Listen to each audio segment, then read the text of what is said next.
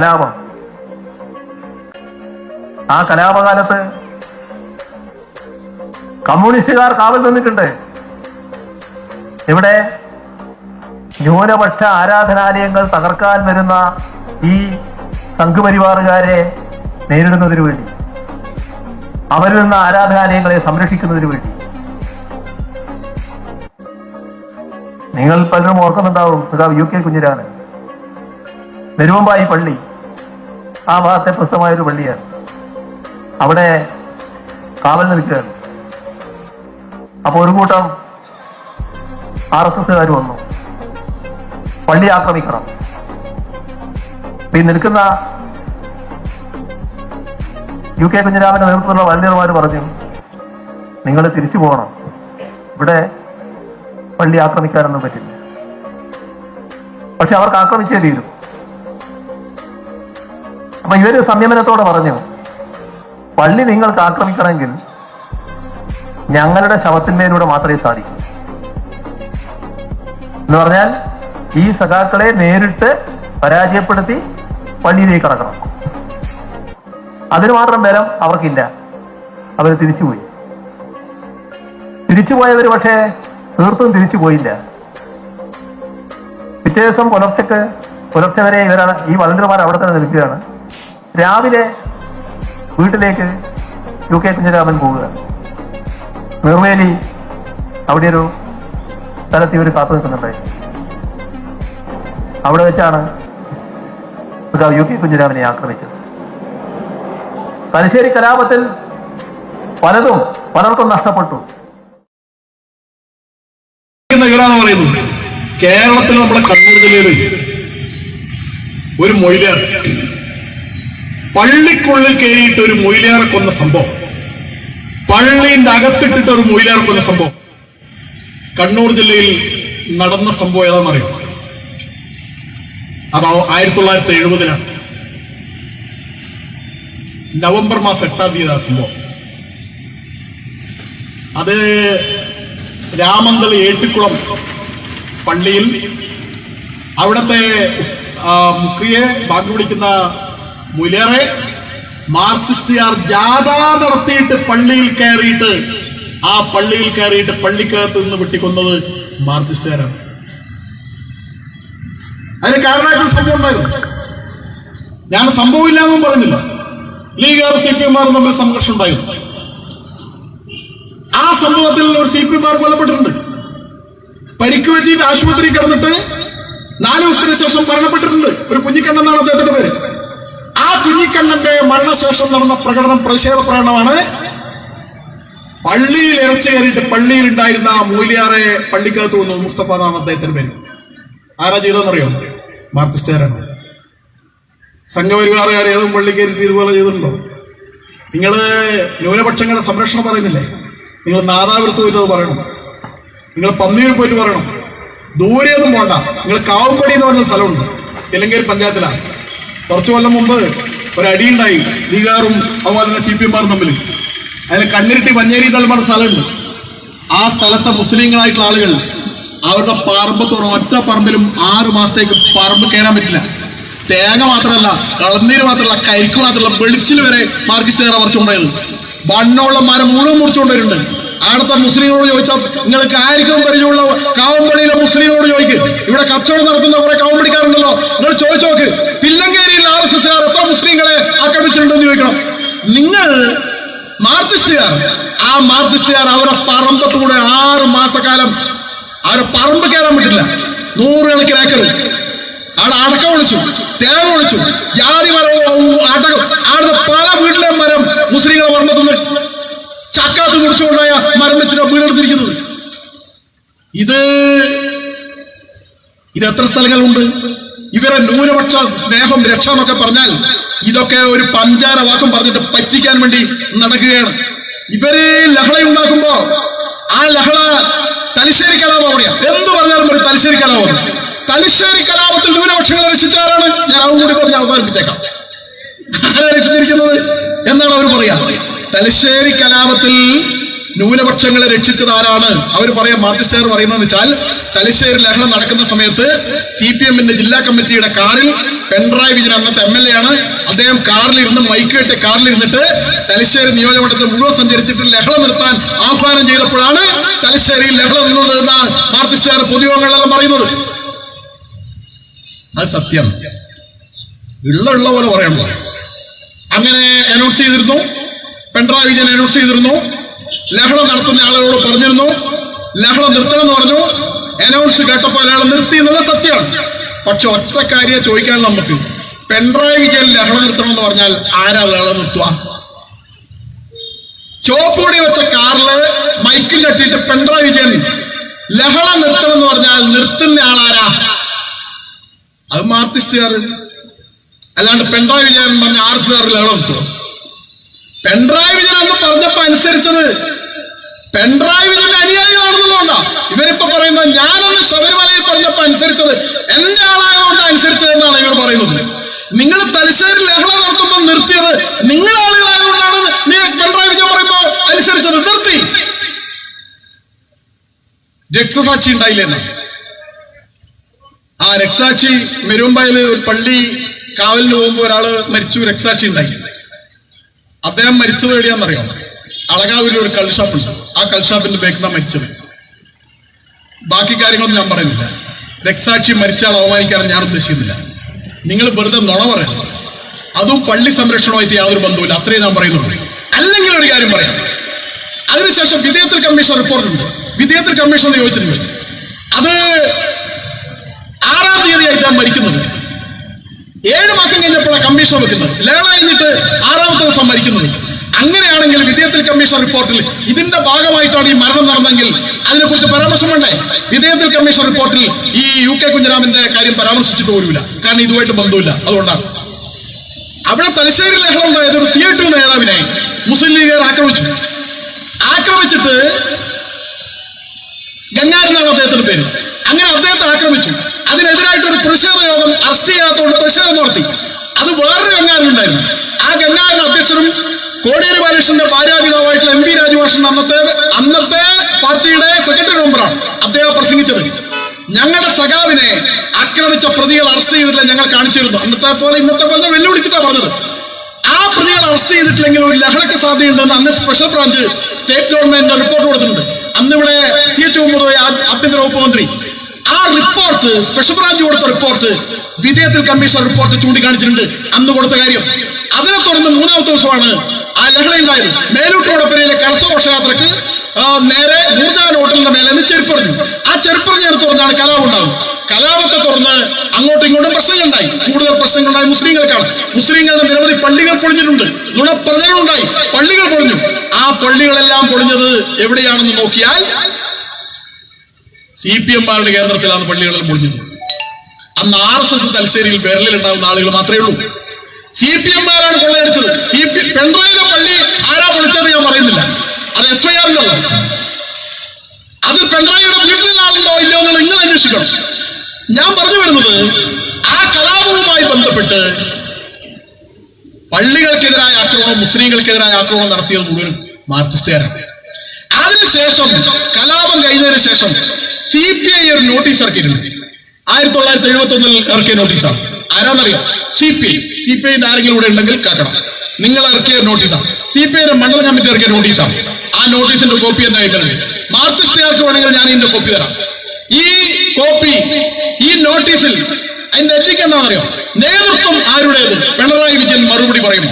ആരാ ഇറക്കിയെന്നറിയോ? തലശ്ശേരി കലാപത്തിന്റെ നേതൃത്വം ആർക്കാണ്? പിണറായി വിജയൻ മറുപടി പറയുമോ എന്ന് ചോദിച്ചിട്ട് CPI ഇറക്കിയ നോട്ടീസായിരുന്നു. ഈ നോട്ടീസിൽ പ്രിയപ്പെട്ട നാട്ടുകാരെ, ഇതിലാണ് പറയുന്നത് ഉമ്മൻചിറ പള്ളി കത്തിക്കുന്നതിനും കൊള്ള നടത്തുന്നതിനും നേതൃത്വം കൊടുത്തത് ഭരതന്മാരായ കൃഷ്ണൻ നായരാണ് എന്നൊരു പ്രചരണം CPM നടത്തുന്നുണ്ട് എന്ന് അവർ പറഞ്ഞു പരത്തുന്നുണ്ട്. വിജയനും അദ്ദേഹത്തിന്റെ പാർട്ടിയും സംഭവം കഴിഞ്ഞ് 3-ാം ദിവസം അസംബ്ലിയിലും ഇത് പറയുകയുണ്ടായി. ഏതായാലും അതേ തുടർന്ന് ഞങ്ങളുടെ നിലപാട് വസ്തുതകൾ നിഷ്പക്ഷമതികളായ ആളുകളുടെ മുമ്പിൽ അവതരിപ്പിക്കുവാൻ ഞങ്ങൾ ആഗ്രഹിക്കുന്നു. ഉമ്മൻചിറയിലെ പള്ളിയും വീടും കത്തിക്കുകയും കൊള്ള നടത്തുകയും ചെയ്ത് അതിൽ പങ്കെടുത്തവരും ഉള്ള മുതൽ പങ്കുവെക്കുകയും ചെയ്തവരും ആരായിരുന്നു? ഉമ്മൻചിറ പ്രദേശം വലതന്മാരുടെ സ്വാധീനമുള്ള പ്രദേശമാണ് എന്നാണ് നിങ്ങൾ പറയുന്നത്. പക്ഷേ അവിടെയുള്ള പള്ളി ആക്രമിച്ച ആളുകളെല്ലാം മാർക്സിസ്റ്റ് പാർട്ടിക്കാരാണെന്നുള്ളത് യാഥാർത്ഥ്യമല്ലേ? ആ യാഥാർത്ഥ്യത്തോട് നിങ്ങൾ എന്താണ് പ്രതികരിക്കാത്തത്? ഞങ്ങൾ വിജയനോട് മറ്റു ചില ചോദ്യങ്ങൾ കൂടി ചോദിച്ചു കൊള്ളട്ടെ. ഒന്ന്, ജസ്റ്റിസ് ആര്യമ്പത്ത് മമ്മൂട്ടിയുടെ പിടിയിൽ നിന്നും കോമത്ത് മമ്മൂക്കയുടെ പിടിയിൽ നിന്നും പകൽ അവിടെയുള്ള സാധനങ്ങളും മറ്റും കുത്തിക്കവർന്ന് കൊണ്ടുപോയി വീട്ടിൽ മാർക്സിസ്റ്റുകാരുടെ വീട്ടിലേക്ക് കൊണ്ടുപോയത് മാർക്സിസ്റ്റ് പാർട്ടിയുടെ നേതാക്കന്മാരുടെ നേതൃത്വത്തിലല്ലേ? രണ്ട്, കൊള്ളക്കും കൊള്ളിവെപ്പിനും വരിയായ പാവപ്പെട്ട മുസ്ലിങ്ങളുടെ കണ്ണീരൊപ്പാൻ എന്ന വ്യാജേന വിജയനോടൊപ്പം ഈ പ്രദേശത്ത് ചുറ്റി നടക്കുന്നവർ തലേ ദിവസം കൊള്ളയടിച്ച സോപ്പ് കൊണ്ട് ഒളിപ്പിച്ച വസ്ത്രം ധരിച്ചവരും കൊള്ള ചെയ്ത അരിയുടെ ചോറ് വയറു നിറയെ തിന്നവരുമായിരുന്നു എന്നത് വിജയൻ മറന്നുപോയോ? മൂന്ന്, പള്ളിക്ക് തീവച്ച് തികച്ചും നശിപ്പിക്കാൻ ആവാത്തതുകൊണ്ട് ചുമർ പൊട്ടിക്കുന്ന വീട്ടിൽ നിന്നും ഡയനാമിറ്റ് കൊണ്ടുവന്നത് തന്റെ പാർട്ടിയിൽപ്പെട്ട പ്രവർത്തകനാണെന്നത് വിജയൻ മറന്നുപോയോ? കുത്തിപ്പൊളിച്ചിട്ട് പൊട്ടാഞ്ഞിട്ട് ഡയനാമിറ്റ് വീട്ടിൽ നിന്ന് കൊണ്ടുവന്നിട്ട് മാർക്സിസ്റ്റുകാരെ പൊളിച്ചു എന്ന് CPI-ക്കാരാ പറയുന്നത്. മാർക്സിസ്റ്റുകാരനായ ബമ്പർ മാസ്റ്ററുടെ വീട്ടിൽ നിന്ന് താങ്കളുടെ ലോക്കൽ പാർട്ടി സെക്രട്ടറിയും മറ്റും കൂടി ലിസ്റ്റ് തയ്യാറാക്കുമ്പോൾ കൃഷ്ണൻ നായർ നിരപരാധിയാണെന്നും അദ്ദേഹത്തിന്റെ പേർ ചേർക്കരുതെന്നും നിങ്ങളുടെ പാർട്ടിയിൽപ്പെട്ടവർ തന്നെ പറഞ്ഞതും ഈ സംഗതി പള്ളിക്ക് സമീപം വെച്ച് തോട്ടുമ്മൽ ബസാറിൽ വെച്ചും ബമ്പർ മാസ്റ്റർ തന്നെ പരസ്യമായി പറഞ്ഞതും നിങ്ങൾക്കറിയാവുന്നതല്ലേ, വിജയൻ അറിയാവുന്നതല്ലേ? അഞ്ച്, നിങ്ങളുടെ പാർട്ടി പ്രവർത്തകർ ആബൂട്ടി അലിയുടെ വീട്ടിൽ പോകുമ്പോൾ കൂട്ടത്തിലുണ്ടായിരുന്ന ഞങ്ങളുടെ പാർട്ടി സഹാക്കളായ വടവതി അച്യുതനെയും ബേക്കിലേരി പൊക്കനെയും അലിയുടെ വീട്ടിൽ കയറുന്ന നിങ്ങൾ തടഞ്ഞത് എന്തിനായിരുന്നു? നിങ്ങളുടെ പാർട്ടിക്കാർ തന്നെ ചെയ്ത ക്രൂരതകൾ അവർ കാണണ്ട എന്ന് വിചാരിച്ചിട്ടാണോ? ആ കാര്യം നിങ്ങളോട് പറയുമ്പോൾ ഞങ്ങളുടെ പാർട്ടികൾ കേൾക്കണ്ട എന്ന് വിചാരിച്ചിട്ടാണോ? അതല്ലേ നിരപരാധികളുടെ പേര് ലിസ്റ്റിൽപ്പെടുത്തുന്നത് അവരറിയണ്ട എന്നതുകൊണ്ടാണോ? ഇനിയും കൂടുതൽ കാര്യങ്ങൾ നിർത്തിവെക്കാൻ ഞങ്ങൾ ഉദ്ദേശിക്കുന്നില്ല. അന്തസ്സുള്ള ഒരു രാഷ്ട്രീയ പ്രവർത്തകനാണെങ്കിൽ മുകളിൽ പറഞ്ഞ കാര്യങ്ങളെ കുറിച്ച് പരസ്യവും നിഷ്പക്ഷവുമായ ഒരു അന്വേഷണം സംഭവ സ്ഥലത്ത് വെച്ച് നടത്തുവാൻ വിജയനെയും അദ്ദേഹത്തിന്റെ പാർട്ടിയെയും തയ്യാറുണ്ടോ എന്ന് ഞങ്ങൾ വെല്ലുവിളിക്കുന്നു. എന്നോട് CPI ഇറക്കിയ നോട്ടീസാണ്. തലശ്ശേരി ലേലക്ക് ശേഷം നിങ്ങളെ പാർട്ടിക്കെതിരായിട്ട് ഇറക്കിയ CPI നിങ്ങളുടെ കൂടെ ഉണ്ട്. നിങ്ങൾ ഈ നോട്ടീസ് നിഷേധിക്കുമോ? നിങ്ങൾ പള്ളിയിലെ സംരക്ഷകരാന്ന് പറയുന്നു, നിങ്ങൾ ന്യൂനപക്ഷങ്ങളുടെ സംരക്ഷകരാന്ന് പറയുന്നില്ല. ഇതുപോലെ നിരവധി കാര്യങ്ങളുണ്ട്, ഞാൻ അതിലേക്കൊന്നും കിടക്കുന്നില്ല. പക്ഷെ നിങ്ങൾ ജനങ്ങളെ തമ്മിലടിപ്പിക്കുക. നിങ്ങൾ 4 വോട്ടിന് വേണ്ടി, നിങ്ങൾ ഒരു സീറ്റിന് വേണ്ടി, നിങ്ങൾ അധികാരം നിലനിർത്താൻ വേണ്ടി വിശ്വാസികളെ മുഴുവനും കബളിപ്പിക്കുക. എല്ലാ വിഭാഗത്തിലും വിശ്വാസികളെ കബളിപ്പിക്കുക. അങ്ങനെ കബളിപ്പിച്ചുകൊണ്ട് നിങ്ങൾ കലക്കവെള്ളത്തിൽ മീൻപിടിക്കുക. നിങ്ങൾ പഞ്ചതന്ത്രം കഥയിലെ കുറുക്കന്റെ കഥ പോലെ 2 മുട്ടനാടുകളെ തമ്മിൽ കൂട്ടിയിടിപ്പിച്ച് ചോര മുട്ടി നുണഞ്ഞ് കുടിച്ച പഞ്ചതന്ത്രം കഥയിലെ കുറുക്കനെ പോലെ ശൃംഗാര തന്ത്രമുള്ള കുറുക്കൻ കൗശലമുള്ള പാർട്ടിയായി നിങ്ങൾ മാറിയിരിക്കുക. ഈ തമ്മിലടിപ്പിക്കുക എന്നുള്ളത് നിങ്ങളുടെ സ്ഥിരം ശൈലിയാണ്. അയോധ്യ പ്രശ്നത്തിൽ യോജിപ്പിനുള്ള കളവൊരുങ്ങി. ആ യോജിപ്പ് നേരത്തെ നിങ്ങളാണ് എന്ന് KK മുഹമ്മദ് എന്ന ഇന്ത്യൻ ഹിസ്റ്ററി കൗൺസിൽ അംഗവും അതുപോലെ തന്നെ പ്രമുഖ ചരിത്രകാരനുമായിട്ടുള്ള KK മുഹമ്മദ്, അദ്ദേഹം അവിടെ അയോധ്യയിൽ ഉത്ഖനനം നടത്തിയ ചരിത്രകാരനാണ്. അദ്ദേഹം പുസ്തകം എഴുതിയിട്ടുണ്ട്, ഞാൻ എന്ന ഭാരതി എന്ന്. ആ പുസ്തകത്തിൽ അയോധ്യ എന്ന് പറഞ്ഞിട്ട് ഒരു അധ്യായമുണ്ട്. അതിൽ അദ്ദേഹം ഉത്ഖനനം നടത്തിയിട്ട് ക്ഷേത്രത്തിന്റെ അവശിഷ്ടങ്ങൾ 150 തെളിവ് കിട്ടിയപ്പോ അദ്ദേഹത്തിന്റെ നേതൃത്വത്തിൽ മുഹമ്മദിന്റെ നേതൃത്വം കോഴിക്കോട്ടുകാരനാണ്. അദ്ദേഹം ആദ്യം സയ്യിദ് ഷഹാബുദ്ദീനെ പോയി കണ്ടു. സയ്യിദ് ഷഹാബുദ്ദീനോട് അദ്ദേഹം പറഞ്ഞു, ഇതവിടെ ക്ഷേത്രം പൊളിച്ചിട്ടാണ് ആ കെട്ടിടം ഉണ്ടാക്കിയിരിക്കുന്നത്. 152 തെളിവുണ്ട്, പുരാവസ്തു തെളിവാണ്, ഉത്ഖനനം നടത്തിയ തെളിവാണ് എന്ന് പറഞ്ഞപ്പോ ഷഹാബുദ്ദീൻ എന്ന ആ മുസ്ലിം നേതാവ് അദ്ദേഹം പറഞ്ഞു, ഇത്രയും കാര്യങ്ങൾ ഞങ്ങൾക്കറിയില്ലായിരുന്നു. ബാബറി മസ്ജിദ് കോർഡിനേഷൻ കമ്മിറ്റിയുടെ ചെയർമാനായിരുന്നു അദ്ദേഹം. ഒരു കാര്യം ചെയ്യും, നിങ്ങൾ ഇർഫാൻ ഹബീബിനെയും റമീല തോപ്പറിനെയും പോലുള്ള മാർക്സിസ്റ്റ് നേതാക്കളെയും കണ്ടിട്ട് ചരിത്രകാരന്മാരെയും കണ്ടിട്ട് ഈ കാര്യം ഒന്ന് പറയണം. ഈ സംഘം അവിടെ ചെന്നിട്ട് അവരോട് സംസാരിച്ചു. അവർ ഈ തെളിവുകൾ കണ്ടിട്ട് ബോധ്യപ്പെട്ടതാണ്. പക്ഷെ KK മുഹമ്മദിനോട് അവർ പറഞ്ഞ കാര്യം ഞാൻ ഭാരതി എന്ന പുസ്തകത്തിൽ അത് എഴുതിയിട്ടുണ്ട്. അവർ പറഞ്ഞത് തെളിവ്. പക്ഷെ ഒരു കാര്യമുണ്ട്, അയോധ്യ ക്ഷേത്രം ഹിന്ദുക്കൾക്ക് വിട്ടുകൊടുത്താൽ BJPക്ക് RSS നേട്ടം. ഞങ്ങൾ സമ്മതിക്കില്ല. മുസ്ലിങ്ങൾക്ക് സംഭവമായിരുന്നു. സയ്യിദ് ഷഹാബുദ്ദീനെ സംബന്ധിച്ചാണ്, അവിടുത്തെ അയോധ്യയിലെ മുസ്ലിങ്ങളെ സംബന്ധിച്ചാണ്. കാരണം അവിടെ നിസ്കരിക്കാവുന്ന മുസ്ലിങ്ങളൊന്നും അയോധ്യയിലില്ല. ഹിന്ദുക്കൾക്ക് ഏറ്റവും വികാരപരമായ പ്രശ്നമാണ് മക്ക പോലെ മുസ്ലിങ്ങൾക്ക് അയോധ്യ. അവർ സംഭവിച്ചാണ്. അവിടെ ആരാധന ഇപ്പൊ നടത്തുന്നത്, ക്ഷേത്രാരാധനയാണ് നടത്തുന്നത്. അത് തകർത്തത് ആരാണെന്ന് മാതൃഭൂമി ഇറക്കിയ പുസ്തകമാണ് ഞാൻ എന്ന ഭാരതീയൻ. അതിൽ KK മുഹമ്മദ് പറയാണ് മാർക്സിസ്റ്റുകാരാണ് തകർത്തത്. യോജിപ്പുണ്ടാകാൻ പാടില്ല, തമ്മിലടിക്കണം, എപ്പോഴും തമ്മിലടിക്കണം, എന്നിട്ട് ചോര മൊട്ടി നിന്ന് കുടിക്കണം, എന്നിട്ട് തമ്മിലടിപ്പിച്ച് പഞ്ചതന്ത്രം കഥയിലെ കുറുക്കനെ പോലെ തമ്മിലടിപ്പിക്കണം. അങ്ങനെ തമ്മിലടിപ്പിക്കുന്ന പണി നിങ്ങൾ നിർത്തണം. നിങ്ങൾ അയ്യപ്പ ഭക്തന്മാരുടെ വിശ്വാസത്തെ കണ്ണീരിനെ നിങ്ങൾ ചവിട്ടി അരച്ചിരിക്കുകയാണ്. ഈ നടപടി അവസാനിപ്പിക്കണം. മറ്റു വിശ്വാസികളെ നിങ്ങൾ തകർക്കണം.